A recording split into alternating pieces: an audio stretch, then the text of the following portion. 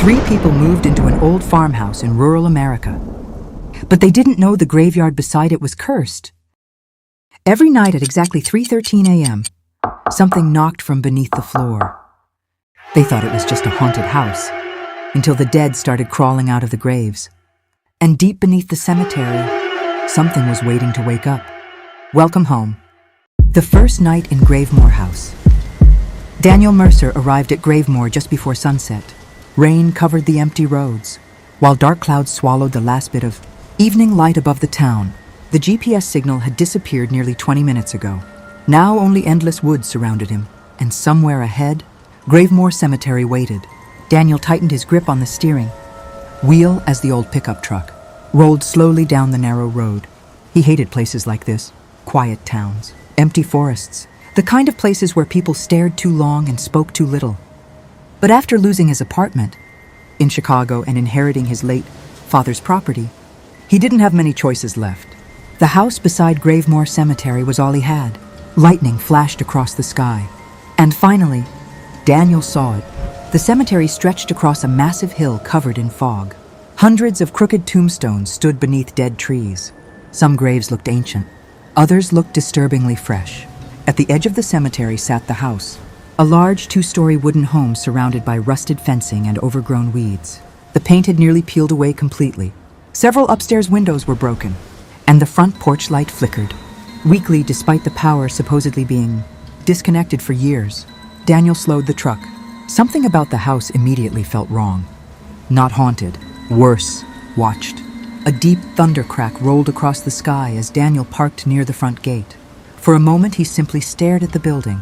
Rainwater dripped from the roof steadily. The upstairs curtains moved slightly, as if someone had just stepped away from the window. Daniel frowned. Probably wind.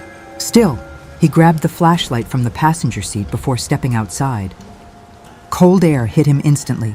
The cemetery stood only 50 feet away from the house. Too close. Way too close. Daniel could smell wet dirt and old flowers drifting through the rain. Then he noticed something strange. Many graves faced toward the house, not toward the church behind the cemetery, toward the house itself. Daniel swallowed uneasily. Great, he muttered. Perfect place to live. The wooden gate creaked loudly as he approached the porch. His father had never mentioned this place much while alive. Only once, years ago, and strangely, Daniel remembered his exact words. If you ever inherit the Gravemore property, sell it immediately. Back then, Daniel thought it was a joke.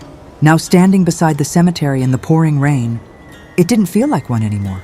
The front door slowly opened by itself before he even touched it. Daniel froze. Wind had to be. Still gripping the flashlight tightly, he stepped inside. The smell hit him first. Mold, dust, and something else underneath. Something rotten. The interior looked untouched for decades. Old furniture sat covered beneath white sheets. Family portraits lined the walls. Most had their faces scratched out. Daniel stared at them uneasily. What the hell happened here? The grandfather clock near the staircase suddenly rang loudly. Bong! Daniel jumped. The clock read 8:00 p.m. Then silence returned again. Heavy silence, the kind that presses against your ears. Daniel forced himself deeper inside. His boots creaked across old wooden floors, while lightning illuminated the hallway windows. The power somehow still worked weakly. A few lamps flickered on upstairs. That made no sense. His father stopped paying electricity bills years ago. Daniel climbed the staircase slowly. Halfway up, he heard footsteps above him. Soft, slow. Someone walking across the second floor. Daniel stopped instantly. Hello? No answer. Only another step. Creak! Then silence again. Daniel's heartbeat quickened. Maybe squatters. Maybe some homeless guy broke in. Trying to stay calm, he continued upstairs. The hallway above stretched long and dark. 4 doors, one slightly open at the far end. Rain tapped softly against the windows. Daniel approached carefully. The footsteps had come from inside that room. He pushed the door open slowly. Empty. Only an old bedroom covered in dust. A rocking chair moved gently beside the window. Back and forth, back and forth. Daniel stared at it. There was no wind inside the room. Suddenly, knock. Daniel nearly dropped the flashlight. The sound came from below him, under the floorboards. 3 slow knocks. Knock, knock, knock. Daniel backed away instantly. Silence returned. Then came whispering, very faint, directly beneath the floor. Daniel couldn't understand the words, but it sounded like several voices speaking together. His breathing became uneven. Nope. He quickly left the room and slammed the door shut behind him. The whispering stopped immediately. Daniel forced himself to laugh nervously. Old pipes, that's all? But deep down, he knew that wasn't true. Hours later, after unpacking only a few boxes downstairs, Daniel sat alone in the kitchen drinking cold coffee. The storm outside had grown worse. Rain slammed against the windows violently. The cemetery beyond the backyard looked almost invisible beneath the fog now. Daniel checked his phone.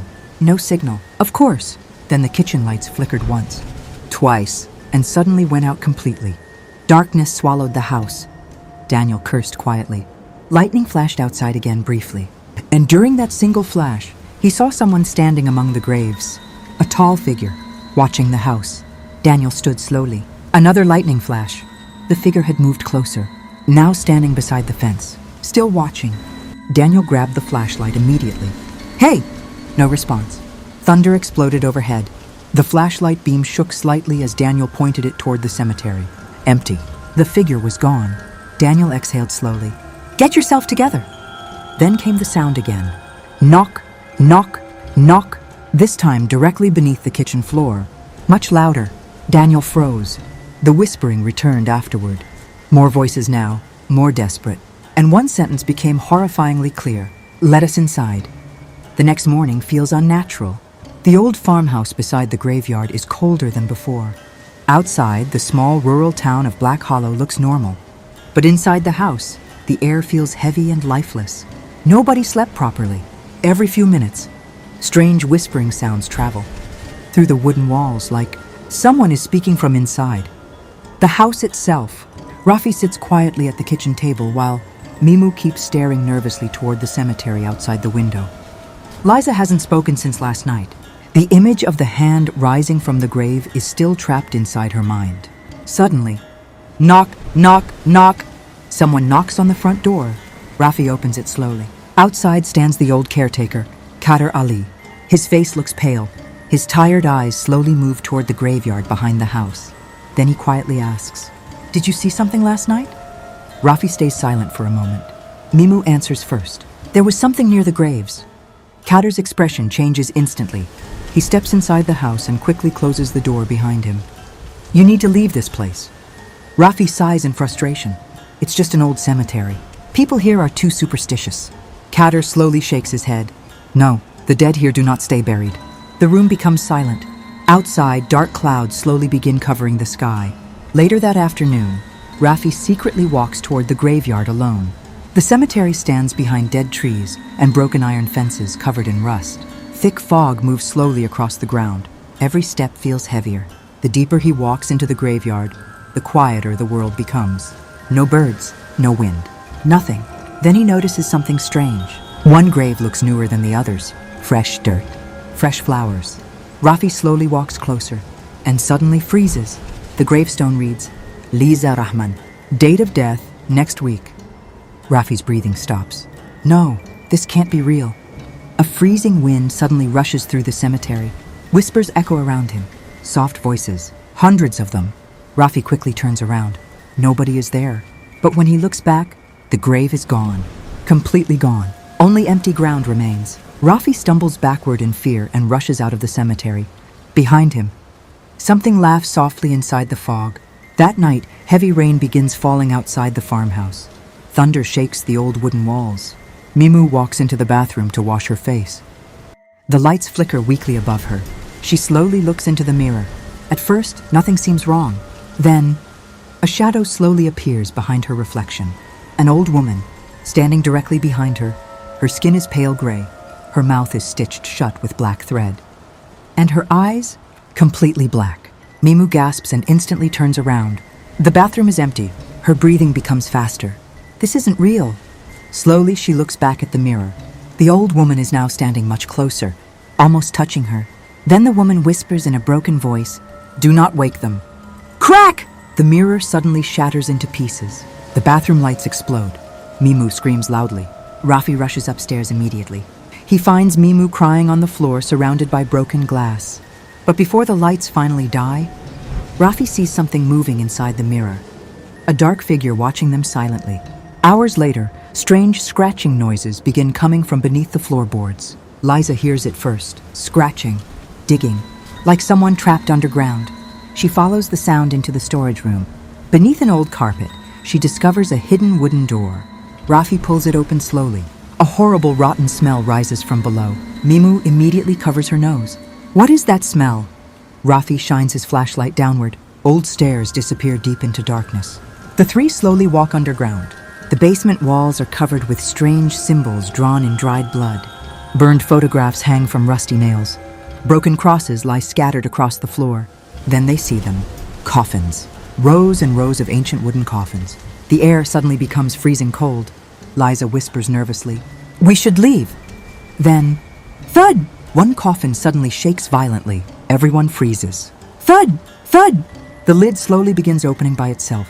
Rafi raises the flashlight with trembling hands. The coffin creaks open. Inside lies a dead body wearing an old black suit. Rafi's face turns pale instantly.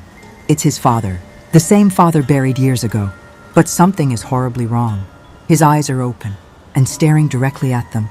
Then, the corpse slowly smiles. Mimu screams. The flashlight falls onto the floor. Darkness swallows the basement. And from somewhere deep inside the darkness, someone whispers softly, "Welcome home." After the basement incident, nothing inside the farmhouse feels normal anymore. Doors open by themselves during the night. Footsteps echo through empty hallways. Sometimes whispers move through. The walls like invisible. People are speaking inside the house. And every night at exactly 3:13 a.m., someone knocks from beneath the floorboards. 3 slow knocks. Every single night. Liza becomes weaker with each passing day. Dark circles grow beneath her eyes. Her skin becomes pale. Sometimes she stands beside the bedroom window for hours, silently staring toward the graveyard, as if something is calling her. One evening, Rafi confronts the old caretaker outside the house. Rain falls softly while fog surrounds the cemetery behind them. "You know something," Rafi says angrily. "Tell me the truth." Kader Ali looks terrified. That graveyard was never meant for ordinary people. Thunder rumbles across the sky. Many years ago, a black magician lived in this town. He performed rituals using dead bodies. The townspeople killed him and buried him beneath the cemetery. Kader's hands begin shaking, but before he died, he promised to return. Lightning flashes across the graveyard. And now, Kader whispers, he is waking up. That same night, the power suddenly goes out across the farmhouse. Everything becomes dark. Only lightning flashes through the windows. Then suddenly, the front door slowly creaks open by itself. Cold air rushes inside. Liza is gone. Mimu panics immediately. "Rafi, where's Liza?" Rafi shines the flashlight outside. In the middle of the storm, Liza slowly walks toward the graveyard, barefoot, motionless, her eyes completely white. Rafi and Mimu run after her through the rain.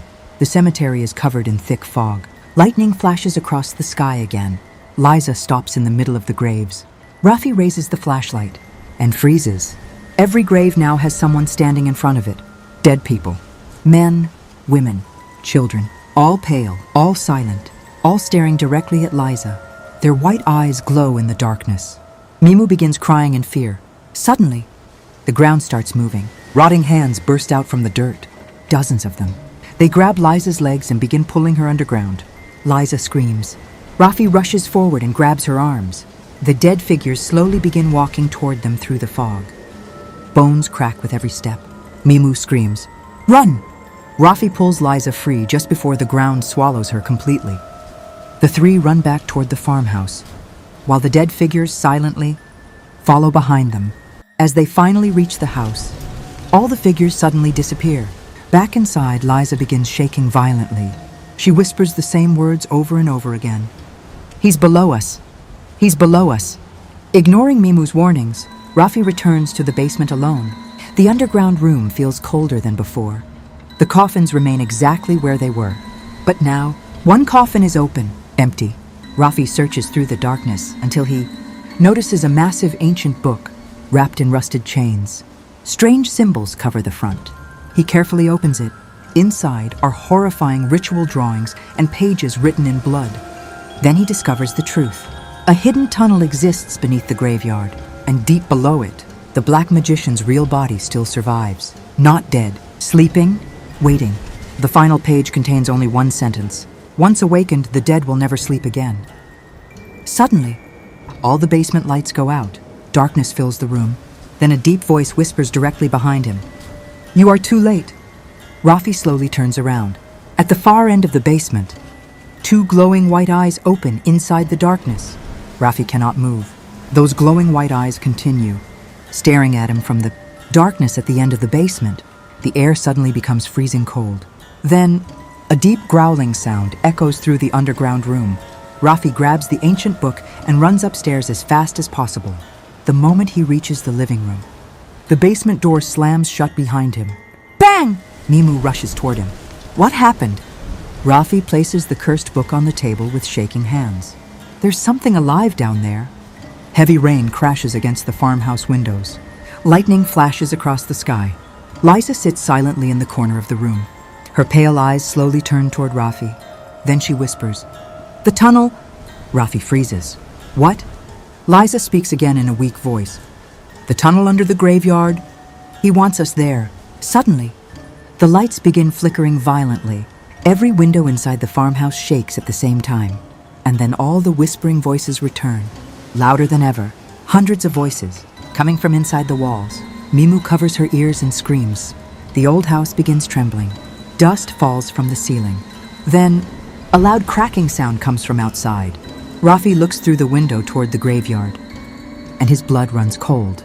One of the graves has opened by itself, then another, and another. The ground across the cemetery begins splitting open. Dark figures slowly start climbing out. Dead bodies, covered in dirt and rotten clothes. Their glowing white eyes stare directly toward the farmhouse. Mimu whispers in terror, "Oh God." The dead begin walking slowly toward the house. Rafi immediately grabs the shotgun hanging above the fireplace. Kader Ali suddenly bursts through the front door. His face looks terrified. "It has started," he says. "There's no more time." Rafi shows him the ancient book. Kader's expression changes instantly. "You opened it?" Rafi nods. Kader closes his eyes in fear. That book was sealed for a reason. Thunder explodes outside. The dead figures continue approaching through the rain. Kader points toward the graveyard. The tunnel beneath the cemetery leads to him. Rafi looks confused. "Him?" Kader swallows nervously. "The black magician. He isn't dead. He's waiting underground." Another loud bang shakes the farmhouse. One of the undead creatures smashes against the front porch door. Then another, and another. The entire house begins shaking violently. Wood cracks. Glass shatters. The dead are trying to get inside. Kader quickly speaks. "If we don't destroy his real body before midnight, this entire town will belong to the dead." Rafi looks toward Mimu and Liza. Fear fills the room. Outside, more undead figures emerge from the cemetery fog. Some crawl across the ground with broken limbs. Others walk slowly with twisted necks and exposed bones. One woman drags a shovel behind her while whispering something repeatedly. Lightning flashes again, and for 1 second, Rafi sees a tall shadow standing in the middle of the graveyard, watching the farmhouse, completely motionless. Even from that distance, its glowing eyes are visible. Then suddenly, bang! The front door begins breaking apart. The undead are entering the house. Kader grabs a lantern and points toward the back door. "We go through the tunnel, now!" Rafi grabs the cursed book tightly. Mimu holds Liza's hand, and the four disappear into the storm behind the farmhouse, while dozens of undead creatures slowly surround the house behind them. Far beneath the graveyard, something ancient slowly opens its eyes. The storm grows stronger as Rafi, Mimu, Liza, and Kader Ali run through the graveyard. Rain pours heavily across the cemetery. Behind them, dozens of undead figures slowly crawl out from broken graves. Some drag their bodies across the mud. Others walk silently through the fog with glowing white eyes. The old lantern in Kader's hand flickers violently in the wind. "Hurry!" he shouts. Near the center of the graveyard, Kader stops beside a massive stone tomb covered in strange symbols. He pushes the stone aside. A hidden tunnel appears beneath it. Cold air rises from the darkness below, and with it, the smell of death. Rafi shines the flashlight underground. Old stone stairs disappear deep beneath the cemetery. From somewhere far below, a deep breathing sound echoes upward. Liza suddenly freezes. Her eyes slowly turn white again. He's awake. Kader immediately pulls her forward. "We're out of time." The four descend into the tunnel. The entrance closes behind them. Darkness swallows everything. Only the weak flashlight beam guides them through the underground passage. The tunnel walls are covered with ancient symbols drawn in dried blood. Chains hang from the ceiling. Human bones cover the floor. As they move deeper underground, the whispering voices return. But now the voices are louder, closer, almost surrounding them. Mimu nervously asks, "What are they saying?"